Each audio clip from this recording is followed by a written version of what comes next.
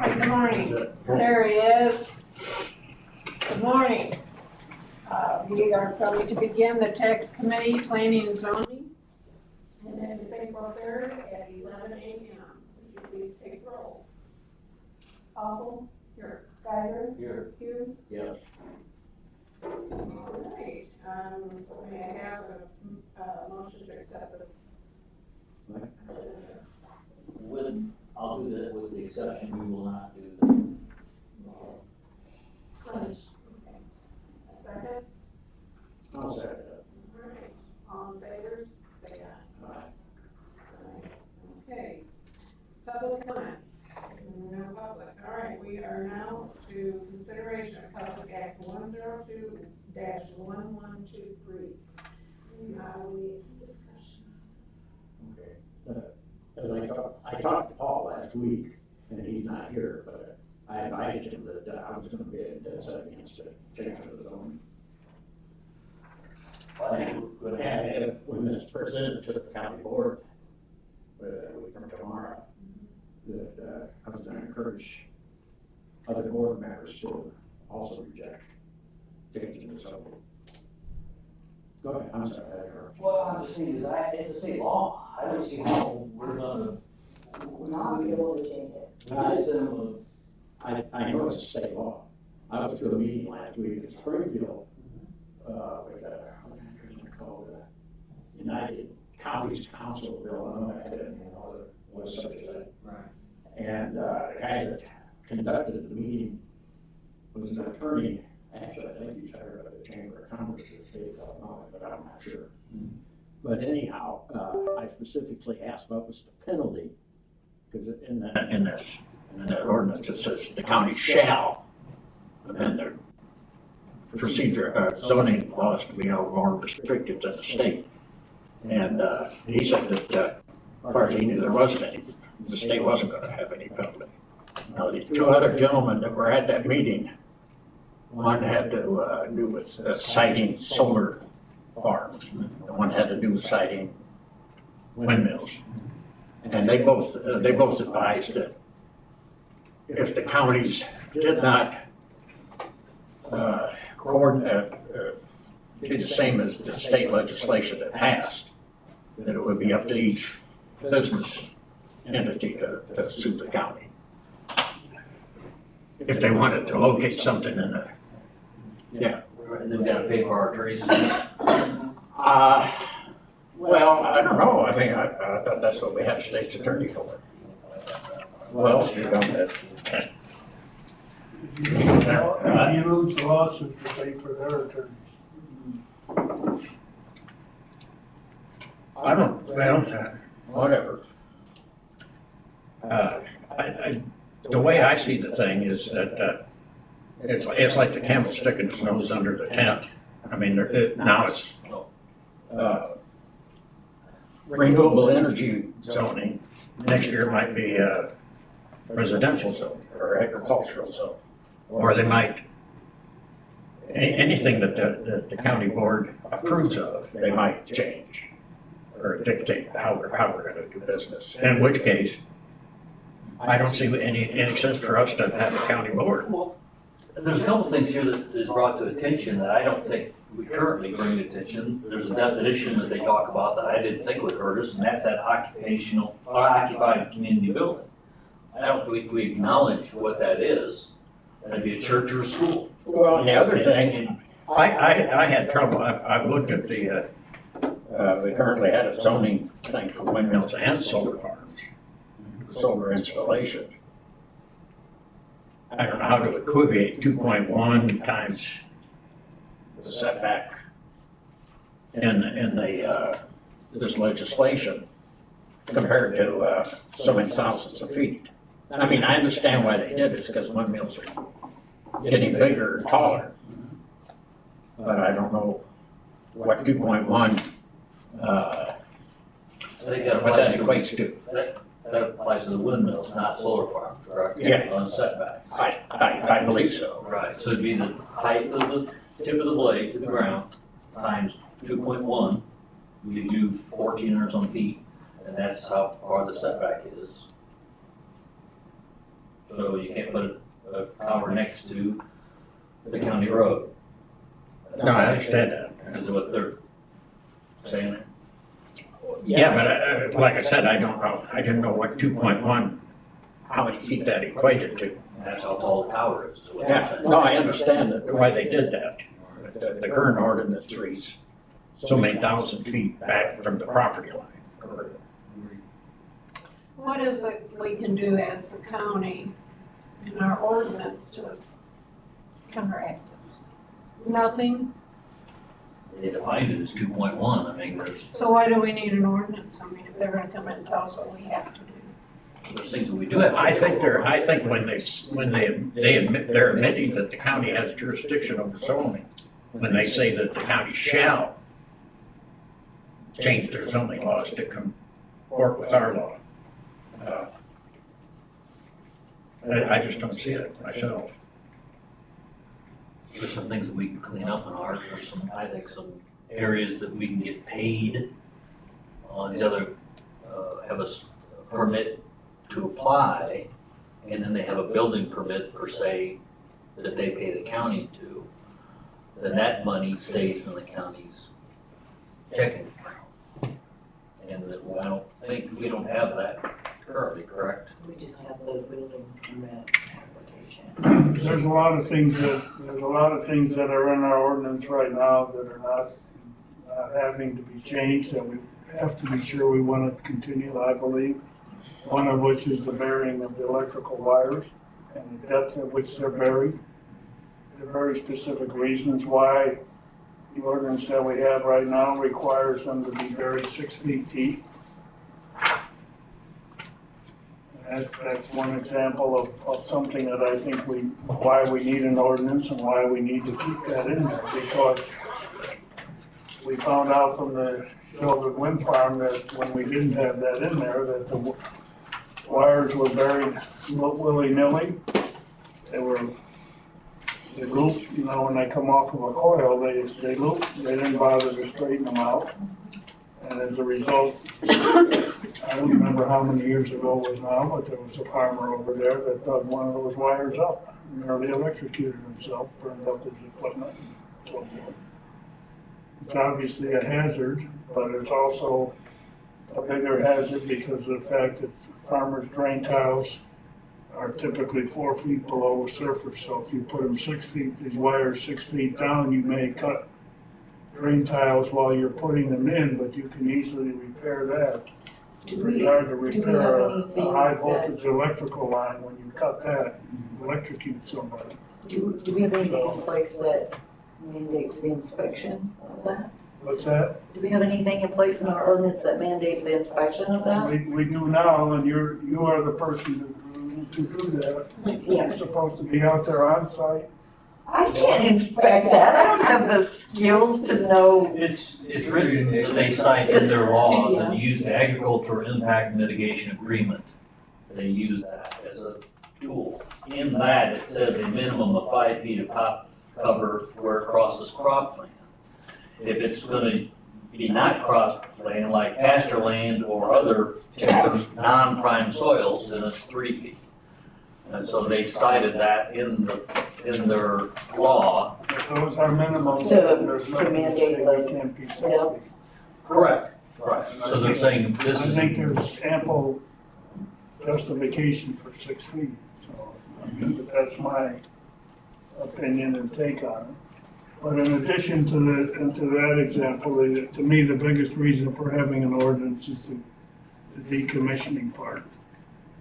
I am not a believer in and nobody's ever been able to convince me that I should change my views on this, that my view is that a letter of credit and a surety bond for something that is gonna have an indefinite existence of maybe 40, 50 years or even beyond, those instruments are worthless. That's not what they're intended for. They're not gonna last forever. No, but a letter of credit is only as good as the person paying the premium to keep it in force. Same thing with a surety bond. If you think it's gonna cost $20 million to decommission a wind farm, And they give you a surety bond covering that. I doubt that the surety bond company has received $20 million in premium from them. Well, and That's why also, we have cash escrow, because cash doesn't go out of style. There's no premiums to be paid for it. And as long as those numbers are maintained in accordance with the engineer's estimate on the cost of decommissioning, then that's again, in my view, something that we need to have. well, and historically, one company builds them and then immediately sells it to somebody else, so who's supposed to have the surety bond? Because, And It's in with the addition, financial in addition to that, there are other Third parties counties, has it. in addition to that, there are other counties right now that are also including in their ordinance a clause that if there is not sufficient money, no matter what the form it's in, when it comes time to decommission, that cost is gonna be borne by the landowner. And in my opinion, that clause, if a landowner realizes what they're looking at, and I give them pause to think before they sign up for a wind farm contract, because if they think that wind farm company is gonna take off and leave them holding the bag, they won't get permission to build. and if the landowner doesn't decommission, doesn't have the money to do it, then the county will do it, but the county will place a lien on the property. That's what other counties are including in their ordinance. Another thing that other counties are including in their ordinance that we don't have in our ordinance right now is, Doug and I discussed earlier this morning that, when somebody comes around representing a wind company to try and get people to sign up, he has to get a permit from the sheriff. He's a solicitor, and in order to solicit in the county, he needs to have a permit. Costs him $100 to apply for the permit, and costs him $1,000 to get the permit. And the permit is good for 1 year. In addition to that, the solicitor has to undergo a criminal background check. These are things that other counties around us are putting into their ordinances, and I think they're things that we need to give very serious consideration to incorporating into our ordinance as well.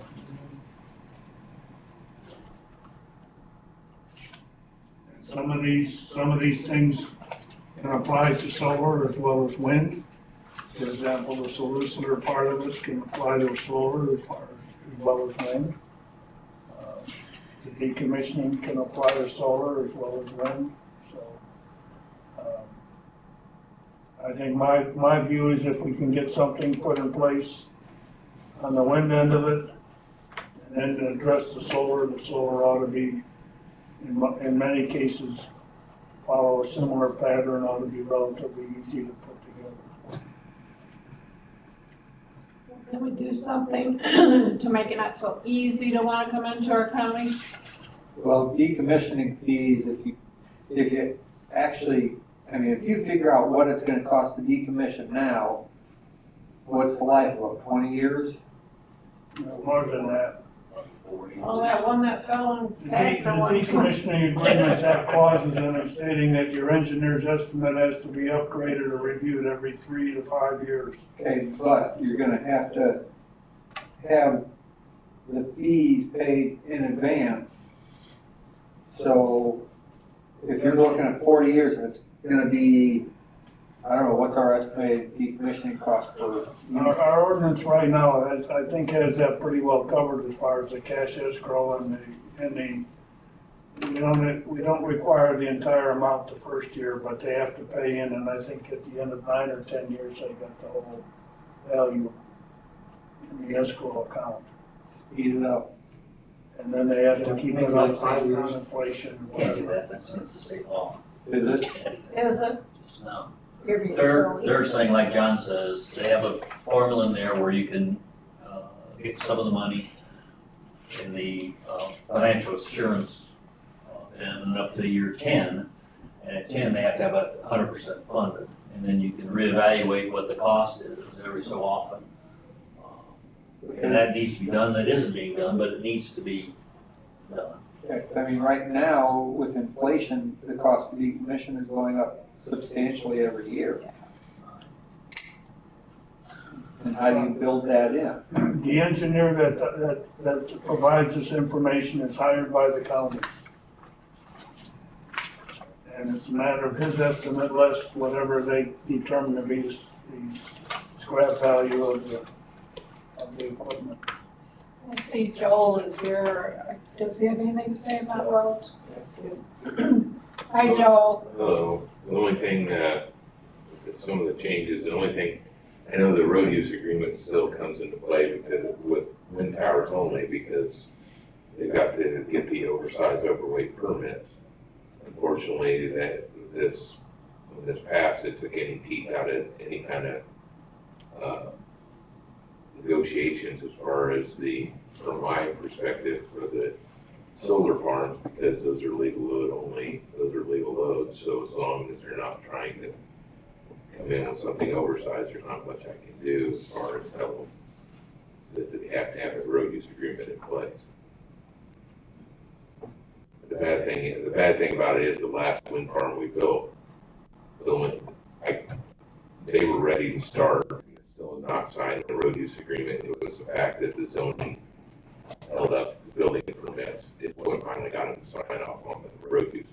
So it took that teeth out of it from my end. The zoning committee and the board can still hold up that permit until, correct? I didn't read into it. I assume so. I assume that would still be an option unless they specifically say no. There's something in that law that specifically says no, and I just gave it. I haven't read it from front to back, so.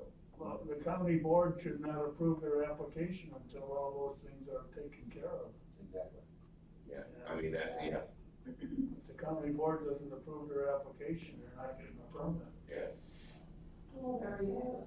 We need to just work together and solve it. So, would we want to take some of these topics these other townships or counties have and copy and paste those into ours to cover some of these issues that we agree? That's kind of what I thought. I thought if you take our ordinance and start at the beginning and go through and see if there's any conflict with the state requirements, and then see what other counties are, how they're addressing it, and determine if we want to incorporate any of that into ours, or how we want to word that kind of thing. One thing that I would also like to do before we get started on the process, I distributed it, I saw, pass this around to Doug and Barbie a little while ago, but Steve, that's a going on to tell you that they're already here. They're wanting to get going. So, Oh, yeah, they're pushing. Is there a reason why we did the definitions that we Do did? you have a copy of that for me? I was gonna pass, I said pass it around. Oh, I was just trying to read it real quick. Do we- You can get a copy afterwards, right? yeah, I need a copy afterwards, that's fine. Is there, would we consider just adopting the state's definitions, or is there or I think we want to go through each definition? I think we need to modify what the state says we have to modify. At the same time, we can see what we have, if we want to keep what we already have. For example, I think like, I'm gonna use burying electrical wires, because that's what I'm familiar with, but if we decided we wanted them to be 8 feet, now would be a time to change it. If we want to keep it at 6, that's the other aspect of it. Even though the state may say, 5 feet minimum, if we want to go more than 6, now would be the time to do something. We did do 6, didn't we? We did do 6, didn't we? 6 is the way our ordinance reads today, So we don't have to touch that. if we want to keep it there. Yeah. If you say, I think it should be 7 or 7.5, then that's all I'm saying is that we can make those changes at the same time that we're doing this other, because it's been about 5 or 6 years since we updated this ordinance anyway, so there could be other things that we want to look at. Does everybody have a copy of I guess you have a copy of the the state new law then has their definitions?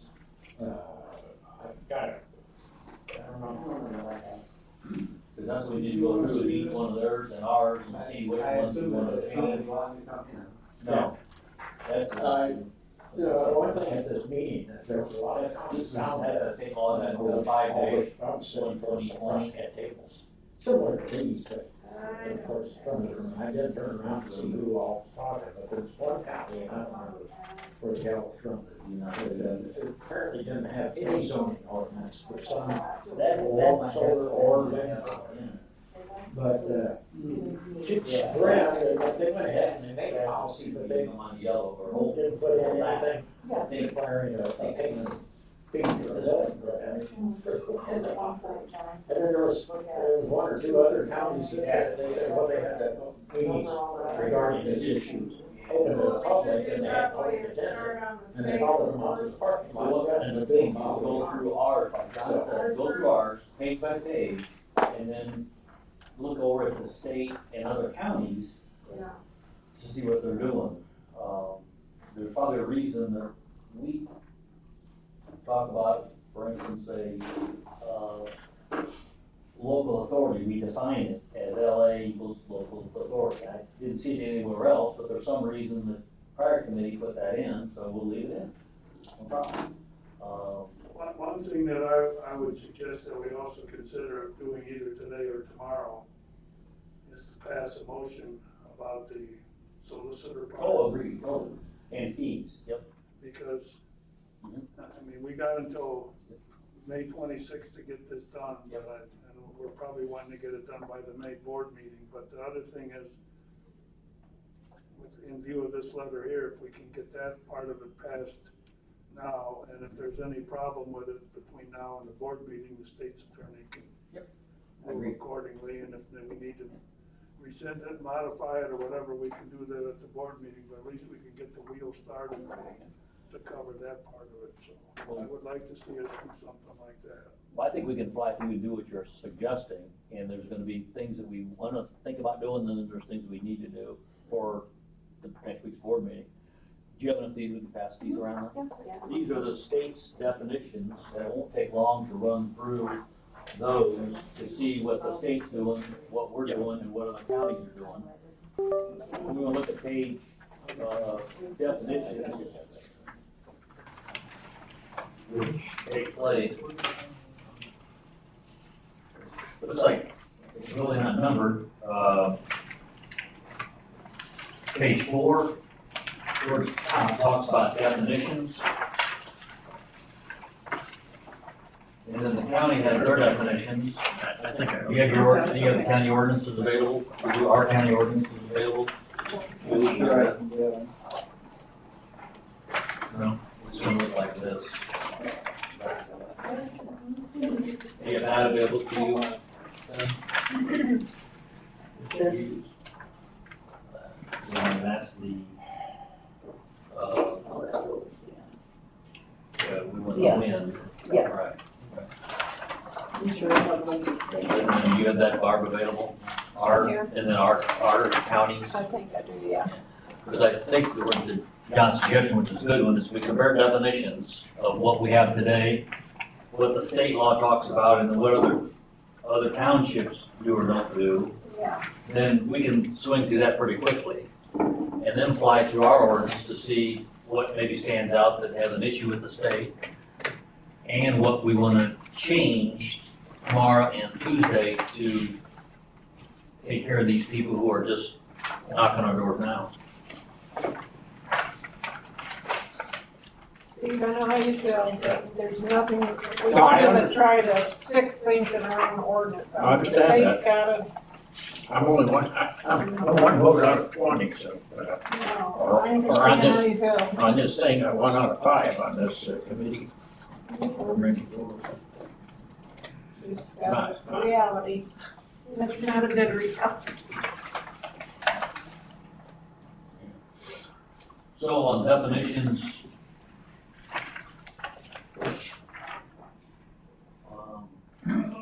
May I interrupt you for 1 second? One other thing that I thought that I would do depending upon how the meeting goes today. I'm wanting to get together with the state's attorney this afternoon, and if we'd like to have him to come and offer some of his interpretations and some of these things, I can see I if he think that's a might be good available suggestion. tomorrow morning for that.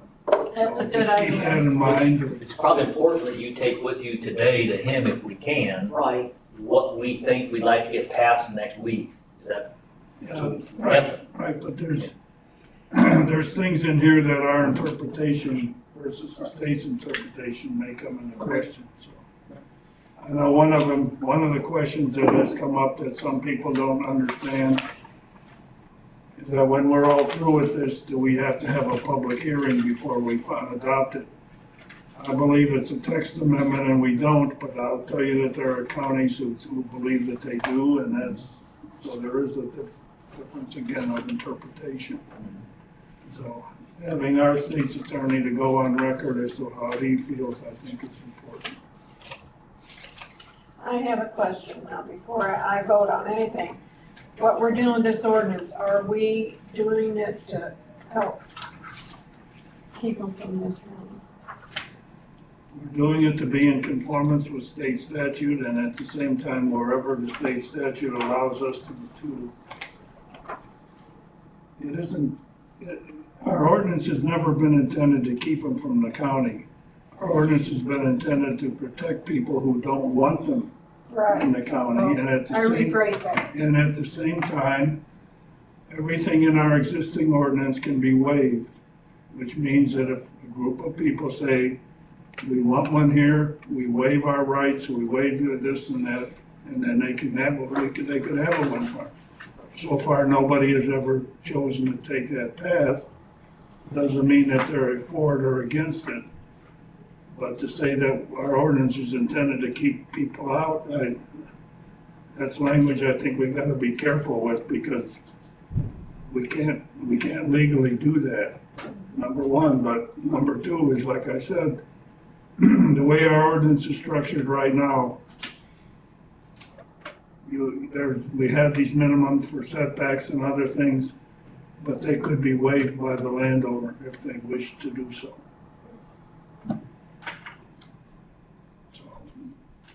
The state is saying, like, for the setbacks that what we had is too much, and it has to be reduced. That's what they're saying. Which has the same effect as what you're saying, Barb, but I think it's just a matter of being careful how we say it or address it, so. Okay.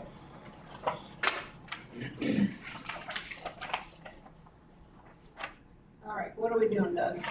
Well, it looks like the state has I'm putting you in charge. 11 definitions. Some of them correspond to ours, but not many. Yeah, I don't know. We don't really talk about what a commercial solar energy facility is.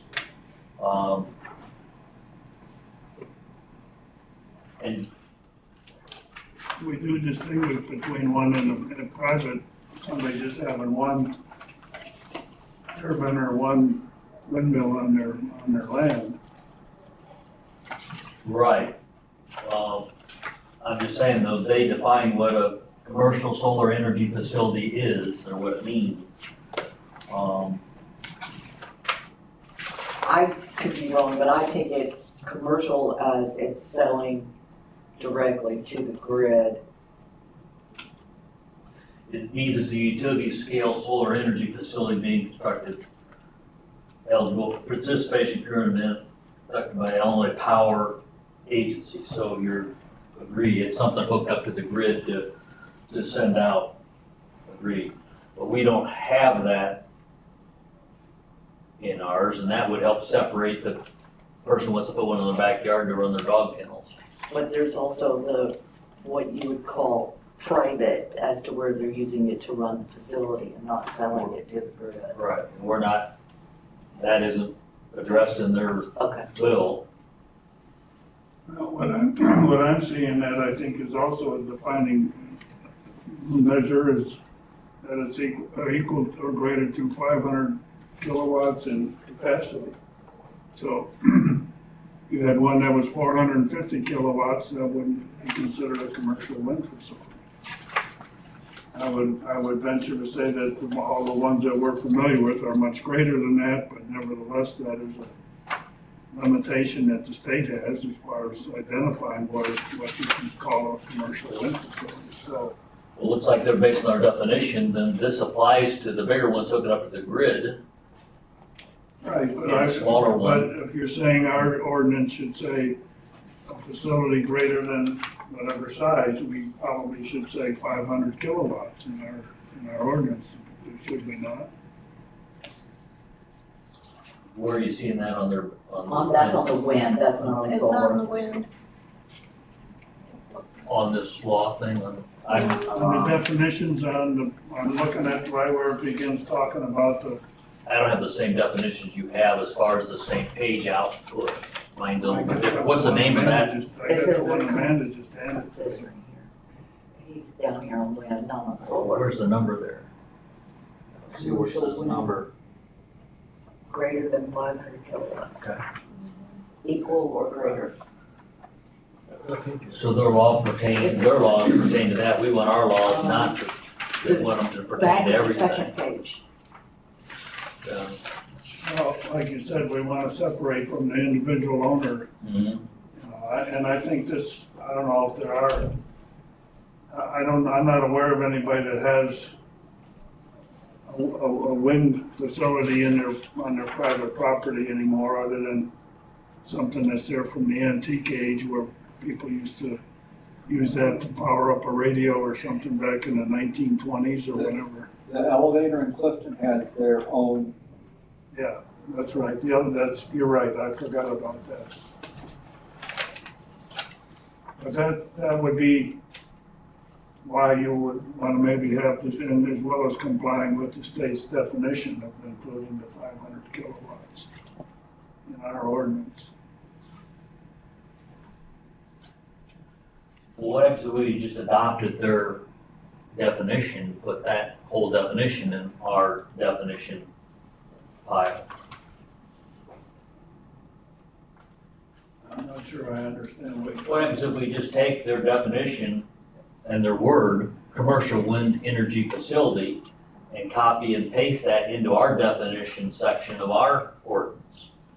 That's fine if that's what you want to do. I don't have a problem with that. The other part of it, But the 500, the other part of it then it says it includes a wind energy conversion facility seeking an extension of a permit to construct granted by a county or municipality before the effective date of this act. You were gonna include that part as well? I wouldn't, but maybe there's a way to include something like it. why wouldn't you wanna do that? I don't know if it's necessary, I guess is what, the reason I would say. I took it as they're trying to say that if some county already had something going on, that would allow them to pursue that agreement that was already permitted. In this case, we don't have anything. Well, take the Sheldon Wind Farm as an example, if they wanted to add 10 more turbines out there, that's what they would be talking about here, would they not? They're seeking an extension. Add on. Yeah, but they'd have to find out a new permit. So I don't know if you could define that, that'd be a genuine question, is that an extension or is that a Well, new? by the same token, they're also talking about extending an existing permit. We specifically have in our ordinance that if you don't begin construction within 2 years of the permit being granted, it's no longer valid. And I think that we put that in there because we got burned on the wind farm up in Milks Grove Township. Right. Their permit was granted back in the, I don't know, 07 or 08. And they didn't begin construction until 10 or 12 years later. And obviously the ordinance had changed a lot in that time, but they were grandfathered in. Right. So I think that what we have right now with the length of time on the permit is good for, if we're able to keep that, I would say that that's a good thing to do. most building permits are good for what? 2 years. Is it 2 years? Okay. For how long? 2 years. Yeah. And I think we felt that that was appropriate for the wind farms as well. But the point is, if you don't have that in there, somebody can say, well, I got a permit 25 years ago. Right. And, you know, that's not gonna fly. Can So you, if that applies to this definition, then I think that needs to be clarified. can you put in there that if there are any updates to ordinances, that you must meet those requirements even if you've had a permit before? I can't answer that. I guess the state's attorney would have to be the one. Well, I'm just going by what the state did in Mills Grove on a bridge. They gave a permit with certain specs to build that bridge. When it was done, by the time it got done, the specs had changed and the state inspector wouldn't pass it. And Joel, I talked to him about it when it was happening, ended up having to negotiate with the state, and they said, okay, if you put a few more bolts here and here, then we're good. But they had the permit, but the specs changed in the meantime. So if the state can do that, why can't we? I don't have an answer to that. Sounds logical, and I guess that might work, but to me, having a permit be good for a certain period of time. You should be able to, if the permit's good for 2 years, your ordinance probably isn't gonna change within that length of time. At least as far as something of this type is concerned. But I'm not, that's what we're here for, is to figure all these things out. So, I mean, as far as I'm concerned. That extension wouldn't apply because once they get done with the permit they sought and established and running, then that permit's stopped and they'd have to fill out a new permit based on a new application process. As long as it's not beyond the 2 year. Once you say my house is done and completed, it's done and completed. Yeah, then You can't add on to the right. house without doing a building permit. Right. Same way with them. But that 2-year window is where I can't find that defined anywhere, so far. So that'd be a question that we need to research somewhat quickly, is it, And does anybody limit that? is that 2 years to start the project or 2 years to complete the From the project? issue date. From the issue of the It has to be permit, I would completed. think. Yeah, from the issue date. If we can do that, that will keep a lot of them out because they won't be able to complete it. No, Or Okay, I just heard that I one. heard there's some counties down south considering some legal action, but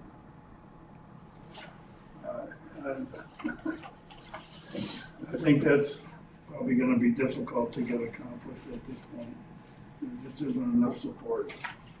Yeah, I know that the news report, when this first came out, this was a week or so ago on WGFA, but they talked about Patrick Joyce up in Kankakee County, the state senator, was gonna introduce a trailer bill. But I haven't heard anything I've not heard since. that he did. Yeah, no. Okay. I'd be surprised that he would do something like that because he's on the side of the majority party. I know. The majority of the party is the one that ramrodded this through. I understand that. So do we need to ask our attorney general, or whatever, about that? Why not go through this and make note of any questions that you want to ask so that we can, otherwise we can get stalled here and not get a lot done. If you just want to make note on some of these issues, we can maybe get them clarified. So like I said, we can have Mr. Devine come over here and Yeah. I think participate. that's- I hate to have him be here now because this Right. wouldn't be the best use of his time. I think if we get our questions put together first, that we can, make use of our time and his a lot better. We have nobody seeking an extension. I think they're just trying to cover their butts on this when they put that in that definition. No, but that's in effect, That wind farm in Elks Grove is the best example we have in this county where, like I said, their permit was granted back in somewhere around '07. And they didn't begin construction on it until about 5-6 years ago, was it, Lyle? Somewhere in there. So they went about 10 years off of that permit. Yeah, but that permit now is closed. Yeah. Agreed? It is now, yes. So what this is saying is that seeking an extension of a permit to construct granted to a company prior to this act. But if we had our ordinance in place on this example, Right. and then they would have been able to apply for an extension. And we would have been able to say no, because it's not, our ordinance has changed. You'll have to comply with the new ordinance. That was the reason we put that in there. And that's what Julie's saying with zoning. All your permits expire, you can apply for an extension or a new permit. Right. But we also have the right to deny that if we have good reason to do so. That's why I thought it was covered on the 2-year, because her permit's a 2-year permit. Right. So it's covered by her And you can permit. get an extension for an additional year for All half the price. I'm saying is, Right. if we want to make note of that, make sure Mr. Devine concurs that what we're talking about is. Okay. Who's taking those notes for the questions, specific questions for Jim Devine? I just put a question mark on this one here for Devine. Well, we gotta have a question that we ask him, Right, because it isn't a question about that definition, it's a question of the 2-year 2-year permit. permit. And Where is that defined in our paperwork? Because it's not in our ordinance, is it? Yeah. And Our is the Our extension, ordinance has the 2-year extension Well, then, limitation. Why are we concerned about it now in this definition? No, our ordinance doesn't have it in the definition, I don't believe. I don't know Right, if it's necessary. I guess my question was, I thought we could accept their definition of a commercial solar energy facility, because we don't have that defined in our definition. Right, I agree with you. Okay. I think what we should do. And we should also take their commercial wind energy definition, the solar and the wind. You've got them combined into WECS, is what are, they split them out. I was just saying, let's just do the wind stuff first and then get Yeah. solar later. That was too all. confusing. Well, it's, yeah, okay. Would they call it a facility owner? We call it an owner.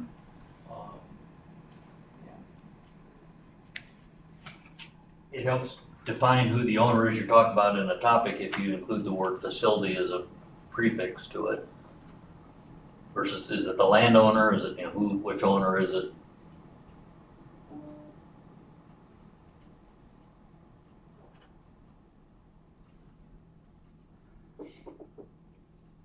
When they use the word person, they're talking about individuals.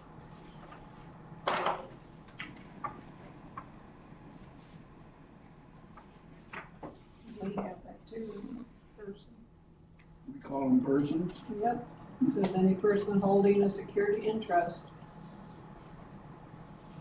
Well, maybe that works. I don't know. I mean, a company is an entity, not a person.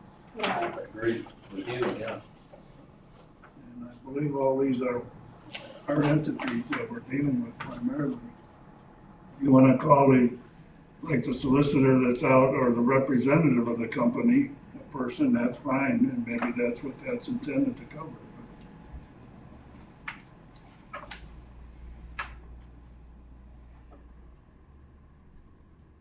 What do you wanna do there? Ask Jim's opinion, does a person in this definition include an entity of a corporation or LLC or any other? Amanda's writing our questions down for Devine, so that make it clear. I mean, if it has to be done separately, I guess we could just say it means a person or an entity. Legal entity? Yeah. legal representative? No. No. Because a representative isn't a, that's definition. I'm sure that Mr. Devine would have a He can clean suggestion that up. that meets legal requirements.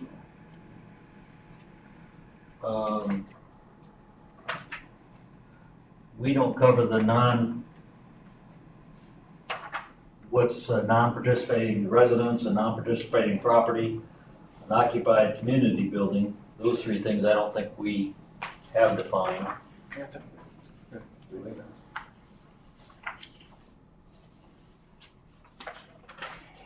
And you kind of need that in there because that helps with your setbacks.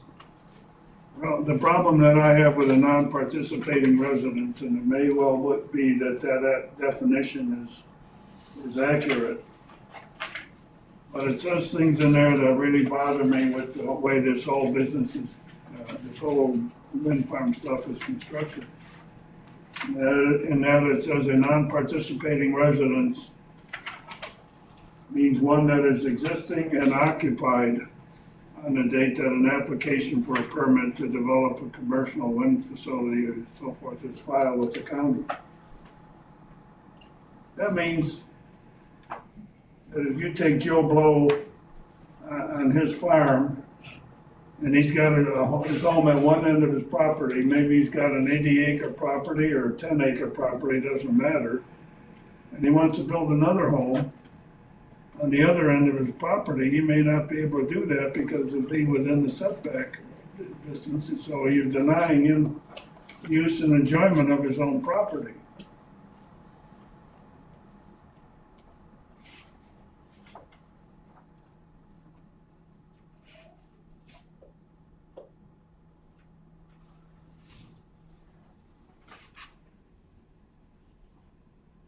Does that make sense?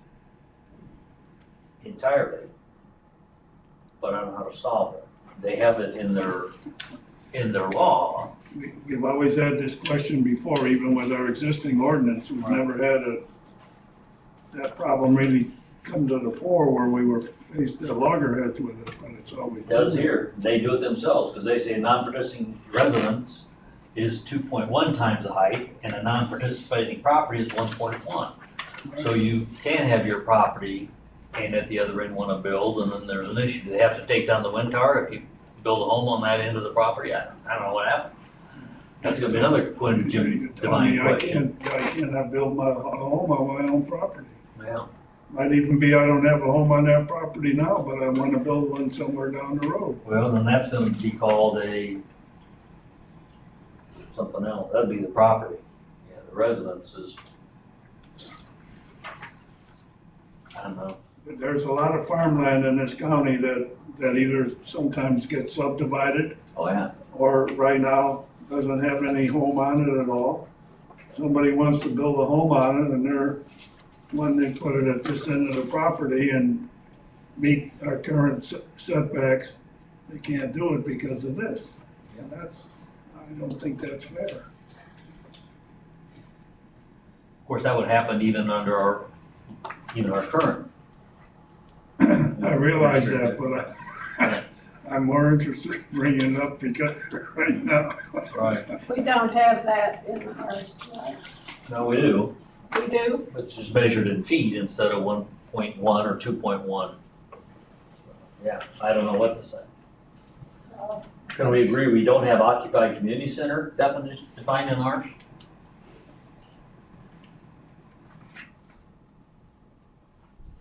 And where that comes into play, that gives a greater setback to their rules and laws, to the 2.1.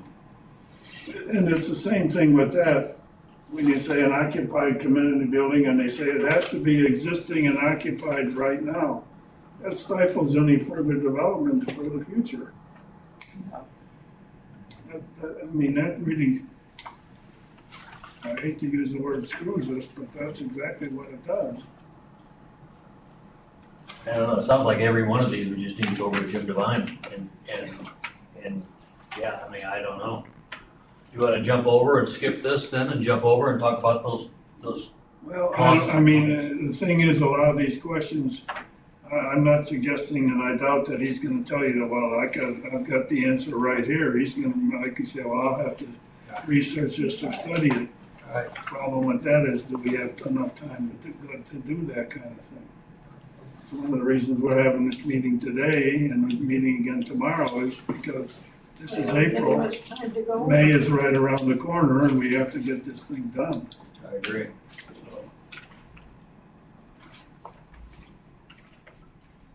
Wanna give you I time. mean, I can't even guarantee you that Jim Devine will be here tomorrow anyway. I don't know what his schedule is. I haven't talked to him yet. I don't know if they got trials going on over there this week or not.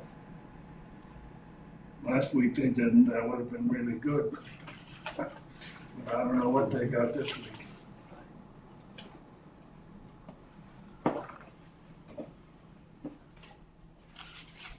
Is there any reason to go along like participating property? Is there any questions that we would have on that?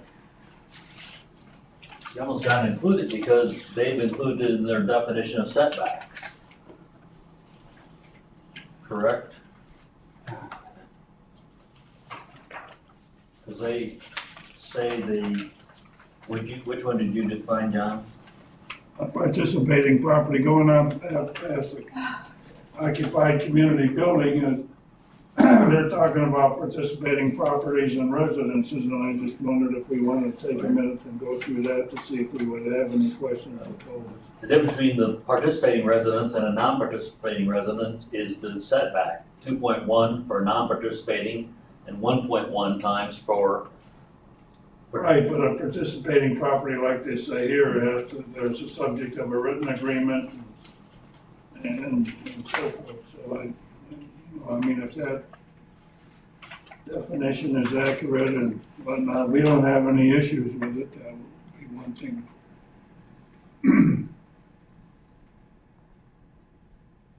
So we have that topic of what about future growth on any of these definitions, for the most part. Because if you wanna build a home there, you got a question, if you wanna put a church there, there's a question of the setback rule. The whole question is when you take away zoning authority from the county,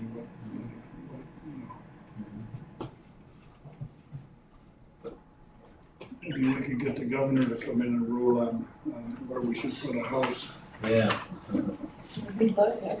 At such time as he's not running for president. That'd be great. That's one way to get rid of it. Yeah.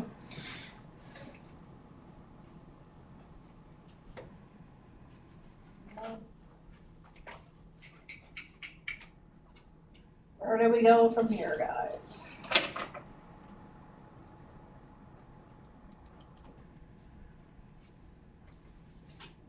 I'm stuck feeling.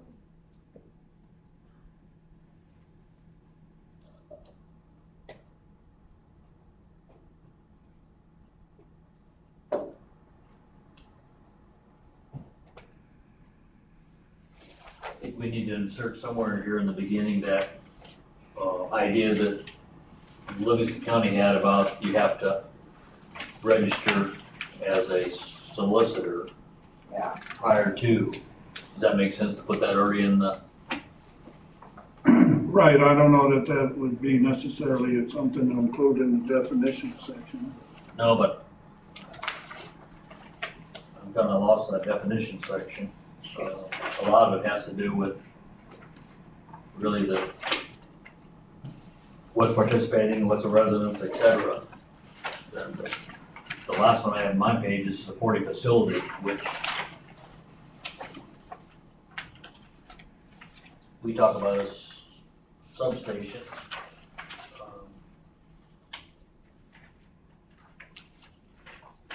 Then we talk about L as the project, and that includes substations and et cetera.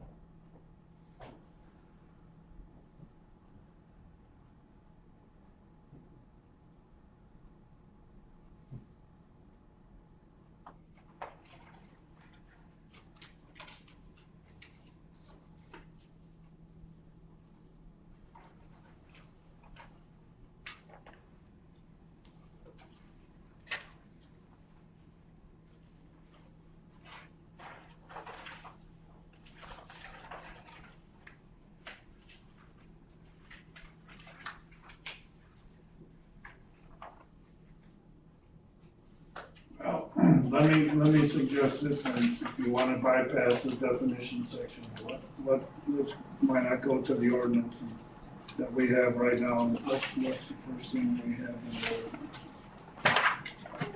Talks about actual, applicability of it, and then the prohibition and citing approval.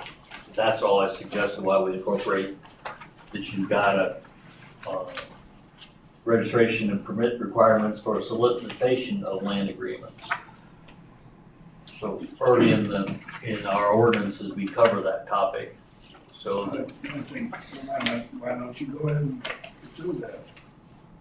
I just copy and paste what, Livingston County says. They say, any person intending to solicit a landowner in person for the lease, purchase, or use of property for a portion of this wind facility shall fill out an application with the Iroquois County Sheriff's Office prior to the contacting any property owner or owner representative in person regarding the lease, etc. The process for the fee for this is $100 per year for each person intending to solicit for said agreement. Prior to receiving a permit to solicit, an individual must submit to a criminal background check. Prior to receiving the permit, allowing the person to solicit, the applicant must pay a $1,000 fee for the permit. The said permit would be valid for 1 calendar year, and the permits are not transferable to any other person. So we make sure there's no snake oil salesman running around. And also, then we know who's coming to our county to, knock on doors. Is that, we copy and paste that, is that okay? I would suggest if you wanted to make a motion to do that. Is that how we're gonna, I'm not arguing. That's how we need to probably tackle each one of these things is, Well, I mean, if you're wanting to get that part of it done right yeah, now. okay, If you you're wanna right. wait and get everything done, we can come to agreement on all, and then make one motion to adopt it all.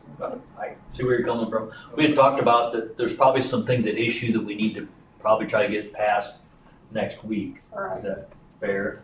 And so, yeah.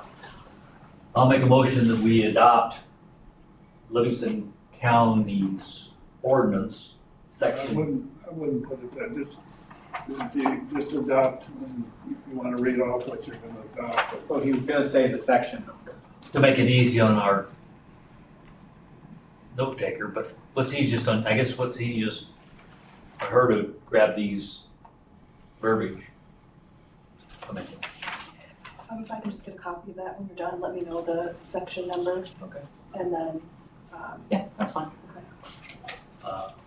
I make a motion that we Can I adopt, ask that, Ed? I'm sorry.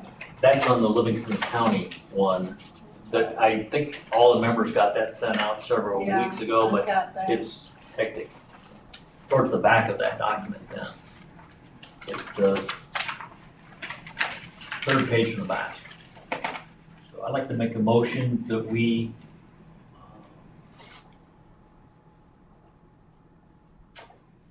So maybe Adopt. Adopt section such and such. registration and permit requirements for solicitation of land agreements into our wind energy ordinance. And I'll supply Amanda with a copy of the exact verbiage. Can I have a second to that? I can't. Have a second to that? The chair can second. I can second it. Second. I'm just asking, you don't want to do criminal background check, people coming to call on our citizens? He doesn't wanna do anything. No. I'm dead set against it. Sounds good. Roll call, please. Awful, Yes. Geiger, Yes? Hughes, No.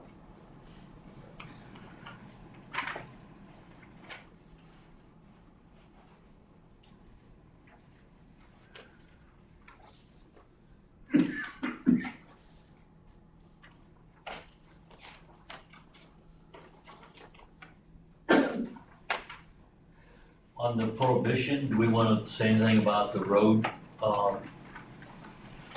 permitting that Joel mentioned? Do we want to put that in the ordinance, that that has to be signed before anything gets done? What does it say now? It just says, it doesn't say anything about roads. I'm looking at our ordinance on page 4, under prohibition. Our ordinance at some point specifically talks about the road agreements. Okay. Doesn't it say when they have to be entered into? I was just going page by page of our thing, and thinking of what he said, and then what that didn't say under prohibition. But we can run through to see if it talks about, road agreements, or where.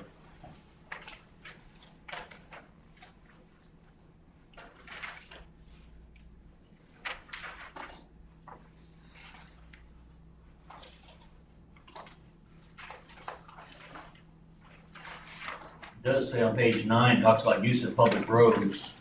It talks about entering into legal agreements concerning road upgrades and that, but it doesn't stop them from getting the permitting process. And that's what Joel, I thought, said it helped him because they didn't get the building permit until, that's not Joel, until, that. Yeah, finish what you're saying, then I'll have you say something. Finish what you're saying. No, I didn't. As far as, I just thought it'd be better in black and white that they have to have that done before they get the permit. Right. To kind of go right in the same line that Mr. Geiger is going for, it never fails that when we go through and vet these people, the salespeople that are going around to these areas, 911 gets the phone call for it. Again, putting teeth into your process, if they don't have a permit, what are you gonna do about it? And again, having teeth in your process is gonna be very fortunate for you because we're gonna get the phone call. Ideally, we'll have the list of approved individuals that has gone through the sheriff's office and gone through their vetting process. We're gonna have that, we're gonna be able to verify if these people are actually supposed to be there. Then we're sending one of the deputies out there to go check on this individual. Once they get there, what are they gonna tell them? Go away? Now, ideally, that would probably be what you want, but what are you gonna do to make them understand? Go away or follow the process. So you're saying we need to institute a fine or some other thing?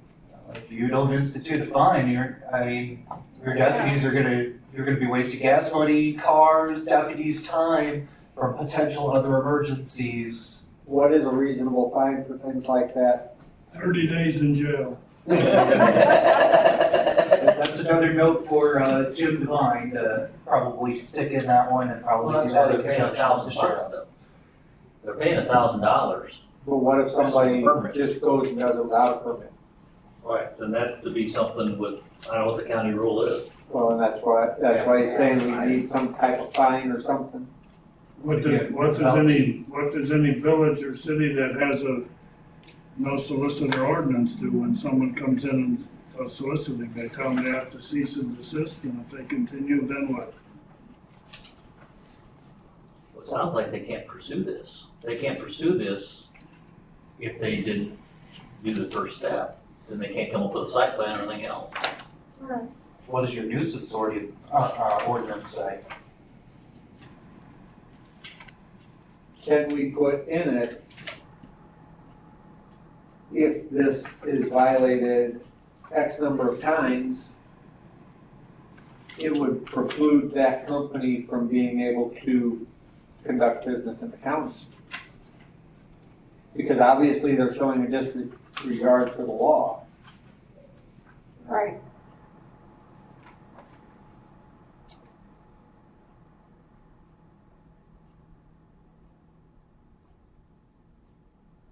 Right in the box of the double check.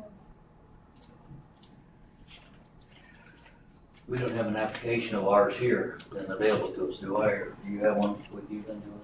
No, we don't. Should be developing one shortly. Well, what we need to do, because the prohibition talks about it in Livingston, it doesn't mention roads, as we don't mention roads.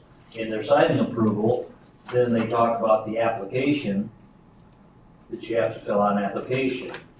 It also talks about that, 3 pages later, the use of public roads, an applicant, you have to obtain the weight permits and all that stuff from the various bodies. So we just need to make sure that in our application, that it ties into all of these things. Yep. I guess we should have that name.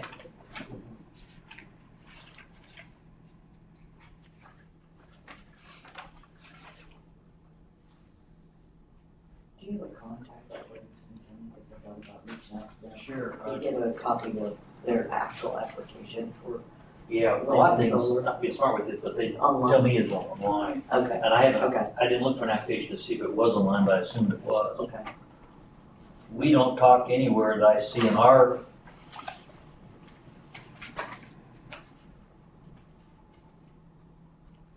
we talk about the public roads.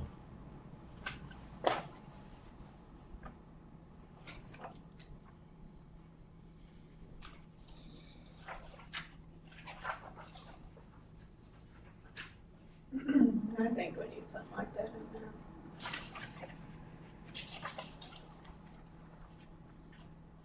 One thing that might answer your question to some extent, Doug, is that in our existing ordinance, we have a section called defaults and remedies. And I think that covers a lot of the things that can occur if we have a clause in there about getting a solicitor's permit and there's a default on that, and there's a fine not to exceed $1,000, and it says each violation is a separate offense, each day a violation occurs or continues shall be a separate offense. So that defines what happens if they don't do the permit we wanna put in place. Good. I mean, I think that's Yep. some of the stuff that we put in there and put it in there exactly that way to try and make it have some teeth. I think matters of that type are difficult to put teeth into as far as. Unfortunately, from what Somebody, for example, let's say somebody wants to talk to Mr. Behrens about an agreement, to have a wind tower on his property, and they call him on the telephone and say, what would you think about this? And Mr. Behrens says, yeah, I like that idea, send me something in the mail, and he gets it and he likes it and sends it back. Now, where does that fall under your solicitor's deal? You're right. I think, and then on top of that, you have a lot of these properties in this county have absentee ownership, which, let's say the owner lives up in Chicago or New York City or Hawaii or wherever, China. Oh, please. So, I mean, again, how do you solicit those people? And where is that gonna play into this? All we can do is put it in our ordinances, and they're gonna have to go through the ordinances to do their application process, and most, I guess you could define solicitation as any contact with, so that would include phone, mail. It does that already, yeah, Oh, it this does say that, I think, so, yeah. I don't have Let me that get in back front to of it me, now. so.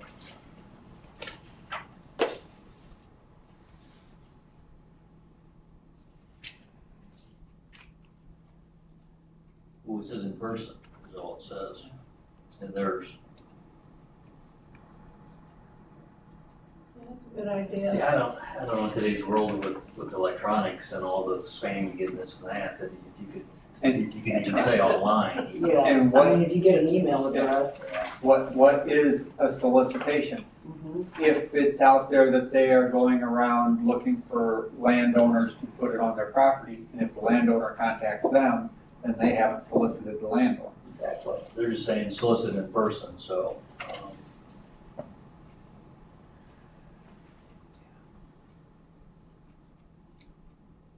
If you can't find a landowner that's interested in your wares, then you don't wanna spend $1,100, you know what I mean? So I see both sides of that issue. But then on the other hand, from what I understand, these companies don't care. You know, if they're gonna put in 50 of them, $50,000 Right. is nothing to them. That's why we should ask them to pay for it, right? Legitimate people will pay for it. Then we need a fine for those that don't. That's To in me- here, that's in It's our. in here. To be a deterrent, to me, the fine should be at least double what the permit cost is. Otherwise, they'll go, if it's the same as the permit cost, they'll go and they'll do it until they get caught and then they'll pay the permit cost. What's our cost? Or can you raise the permit? Well, he's saying raise the fine or the violation, which we That could way they do. will get the permit. Instead of $1,000 a day, 2,000.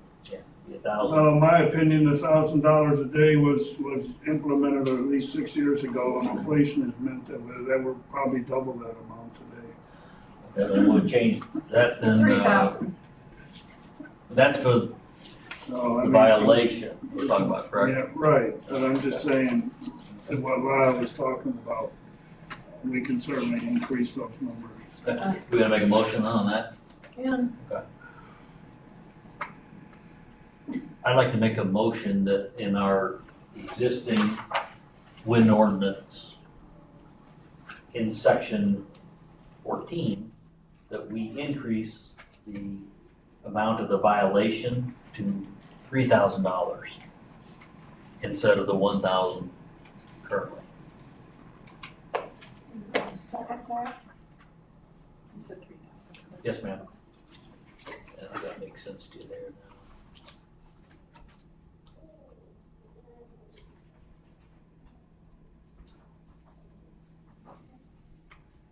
Roll call. Awful? Yeah. Geiger? Yes. Hughes? Just to show them my contrary, yes. When we talk about money, he gets excited. Yeah. He shows up. No problem. What's that? Oh, that's right. Trying to figure out what I need to get you I've done. for that. He's been doing his homework.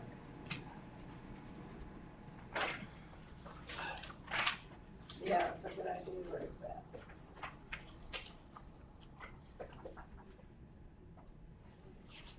Oh my goodness.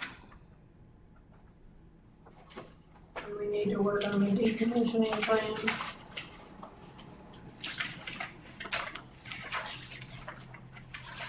I'd like to talk about fees. What page are you on? Well, I don't know in ours where they really come out, the dollar amounts come out in ours, right? John, you got them memorized? Do our ordinance talk about fee amounts, or where is that talked about? Page 6. He does have. Talk about money, you know. As much as you put into it. As much as you put into this, you know, But it's been a few years since I've been, my mind is a little fuzzy. If we go over that page 6, we only are collecting money for, are we collecting any building permit money per se? I didn't think we were. You know what I'm saying? Under D, under paragraph D, I think that's an application fee.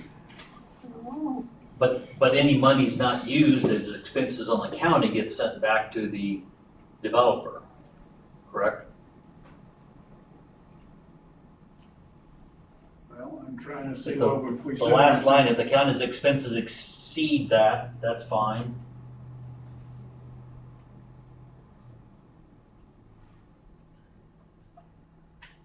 raise that price. No, that's fine, that might be It's okay. all right, since we have inflation. Well, that's gotta be usual around our surrounding counties is what we gotta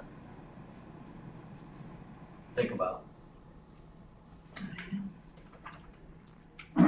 Since you're looking at the Livingston County, what are their fees? Well, they have two fees. They have the special use permit application fee, where they charge $5,000 per megawatt, up to 250,000. And that says these funds shall be placed in an FDIC insured account, and they'll be used to cover the county's cost incurred for the processing of their permit. Should those costs exceed what's been paid in, then the county can demand more money. Any unused amounts of that special use permit shall be refunded to the applicant within 6 months. So that's just to cover everybody's engineering fees, et cetera. Then they also have a building permit fee. That's what I don't think we have. Their building permit fee is prior to issuance of the permit. They must deposit a building permit fee equal to $10,000 per megawatt of nameplate capacity. If the project is less than 1 megawatt, the nameplate capacity, then it's $10 per kilowatt, which ends up to be $10,000 per megawatt. So they use the same formula. But what they're getting is they're getting a lot of money that our county isn't getting right now. And and that's what other counties are doing, so I don't know why we can't consider doing it. And that schedule of fees is consistent with this new state law? I can only think so because this was adopted by them in Since the law. March 16th of 23. So I think that's after he signed it. And when I did talk to them, they said they were gonna talk to. He signed it on January 27th. Right, so this is after that. They said they're thinking about adopting Tazewell County's fee chart, but I haven't seen the new fee chart for Tazewell County to know what that is, honestly. I think Amanda could get that for us. Maybe we can go online and get it. Amanda can Contact do Tazewell County. anything and everything.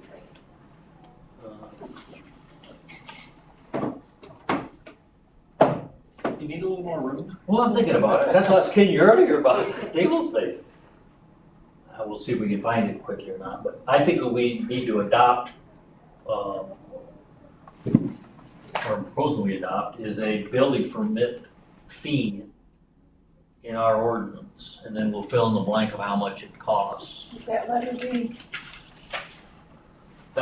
Well, no, I think we'd add another letter, Oh, because it needs to be, it shouldn't be buried in there, it should be its own separate okay. thing.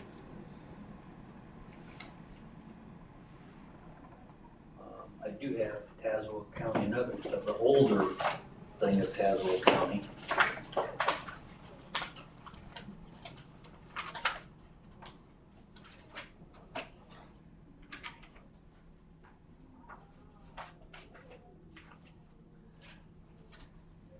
Tazewell County had another one that was very tiered, 1 to 10, 11 to 50, 51 to 100, 100 to 500. And it just, that seems very tiered. And that affects more of the smaller people.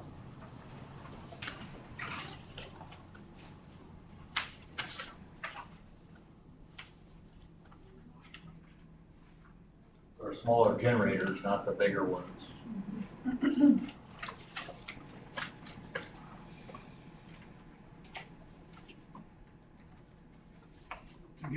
To get back to your thing about the building permits and their fees, I see here under what we have, under paragraph E, on page 6, it talks about Right. permit fees being covered by the Iroquois County Main zoning ordinance. That tells me that if we wanna include something separate and apart from that, we certainly can do so. And that would probably be the appropriate place to insert that. If you wanna consider paragraph D for the application permit, and paragraph E for your building permits, then all you need to do is to remove that one sentence about referring to the main zoning ordinance and insert then what the cost for the building permits would be. There you go.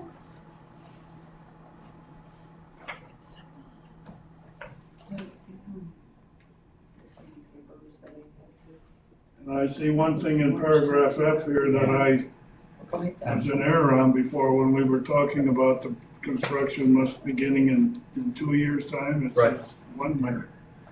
I don't see how that's ever gonna take place, to be fair to them, how they can start construction, because our process, Oh, one year, with a 1 year of application approval by the county board. it's a use page, it says When page. they come to the county board for their approval, they should be all set to go. They've got all their agreements with their landowners, they have to present all that to us. The whole 9 yards, the Oh, whole agreed. project should be what you'd call shovel ready. So when we give the okay, Right. they got 1 year to start digging. Oh, not completed, just digging. Yeah. Oh, okay, I can go along with that. But then they have to be Must commence. completed within the second year. Page 9. We don't say that, do we? If the permit's only good for 2 years, Should be done in 2 years. I don't know. Then they would have to I don't get know if we an say that extension. or anywhere. Then they'd have to get an extension on that. I'm trying to refresh my memory as I go along here. well, I'm just going by what I think she was saying on permits throughout the county. Actually, current. That you have 2 years to complete it, otherwise you have to get an extension. And you can get a 1 year extension at half the cost. That may be the case, but if it is, we need to have it stated in here. Right. We can put anything in here we want as long as it doesn't violate the state statute. Right. That's why we're going through this.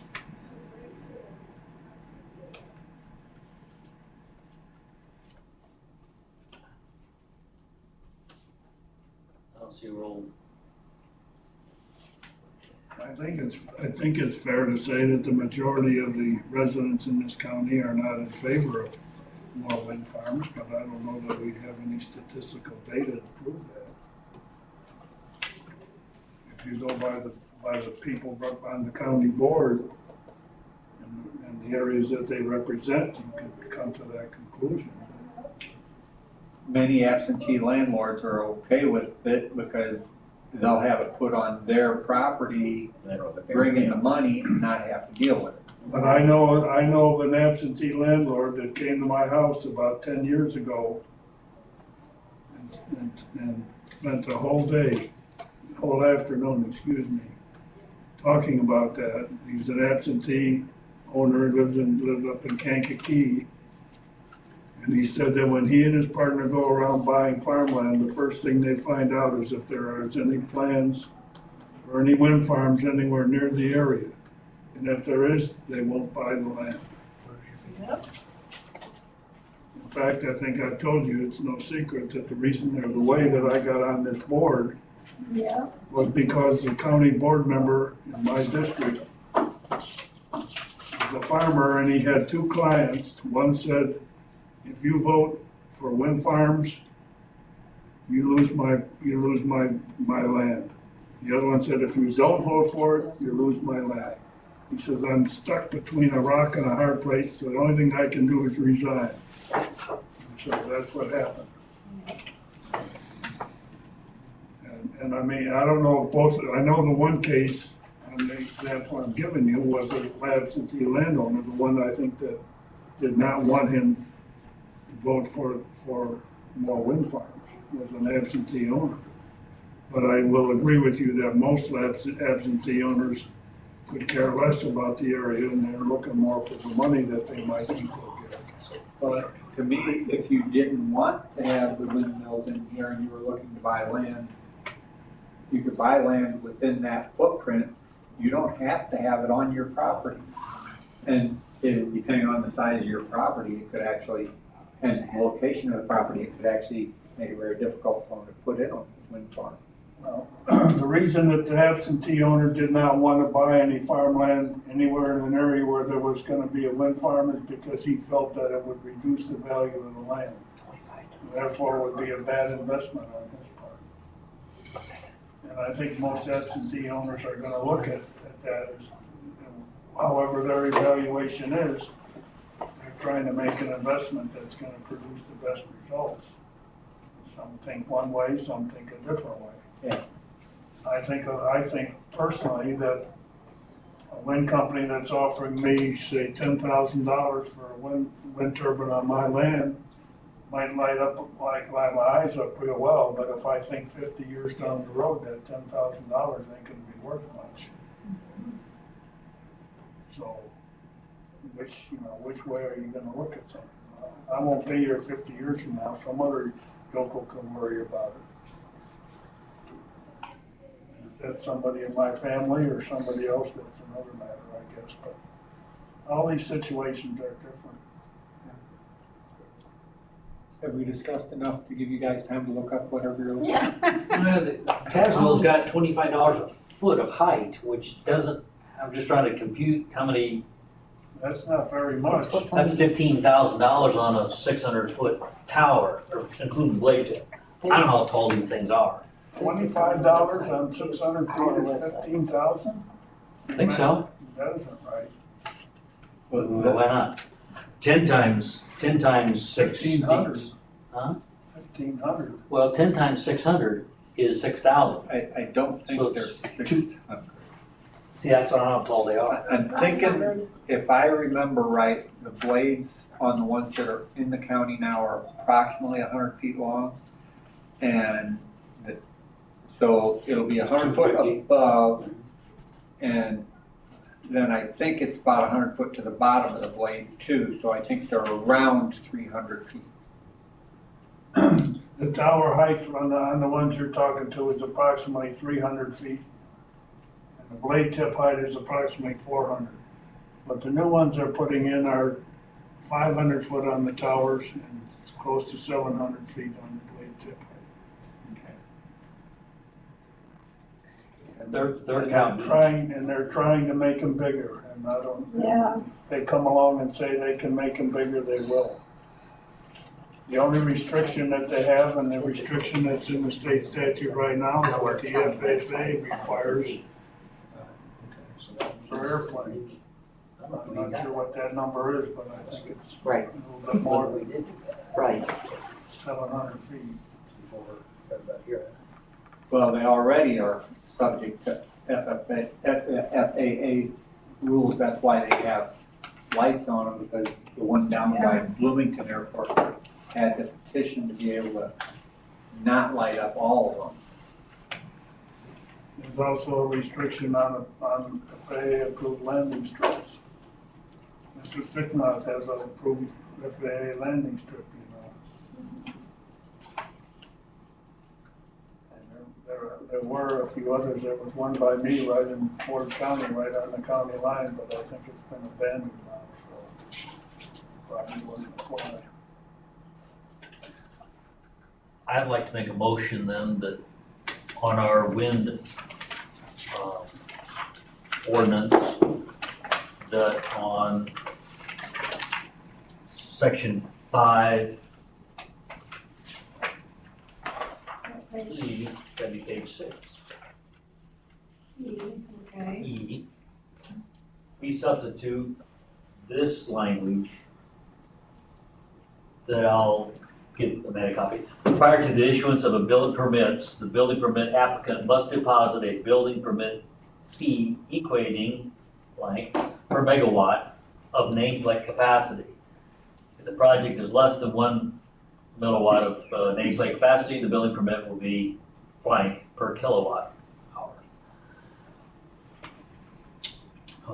Right now, that number is $10,000, which I think is fair unless it's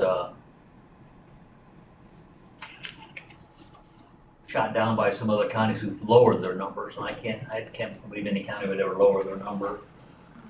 But if we, this one probably isn't as important to get in because we have nobody close to being permitted, honestly, then versus the other one where we want to make sure they register before they solicit.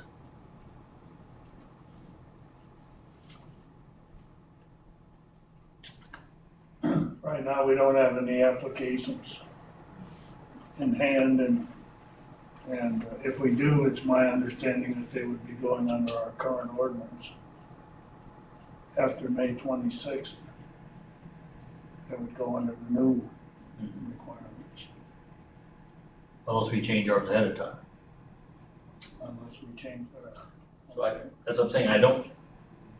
That's part of when under existing, if you change it ahead of time, it would pre-existing. Well, I think we should put in the one we just did for solicitation, starting tomorrow. That's why you made that motion. This one, the building fee price, I don't think is, we can do a little research to find out what these other counties around us are doing. Cause that's where the state says you can't charge more than what's generally accepted, the counties around you. Why would they say that? Because it says about reasonable pricing is what they're, when they say that reasonable pricing with other counties. Every county is different though. What's reasonable for one county isn't reasonable for another one. I'm just trying to, yeah. You know my views on reasonable. That's Right. one of the worst words that mankind ever invented. It's like the Indians in there maybe, right? So what is your motion again? Well, I'd just like to, I think we can fill in the blank rather quickly. We can throw $10,000 in there now and always change, I guess. I'd like to insert the following and substitute it in our section 5, part E, to say that prior to the issuance of the building permits, the building permit applicant must deposit a building permit fee equal to $10,000 per megawatt hour of nameplate capacity. If the project is less than 1 meg, then it goes by $10 per kilowatt. So, Okay, second.